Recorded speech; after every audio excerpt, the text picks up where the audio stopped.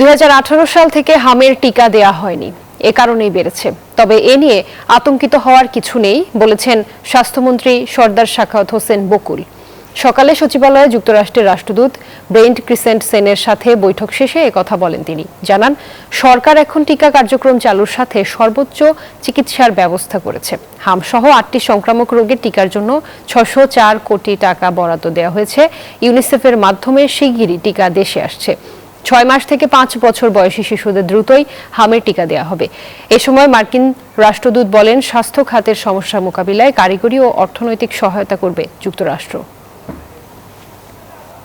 আমরা 604 কোটি টাকা আমরা ইপিআই খাতে বরাদ্দ করেছি। আমরা যত প্রম্পটলি পারি ইনশাআল্লাহ আমরা টিকা আনবো।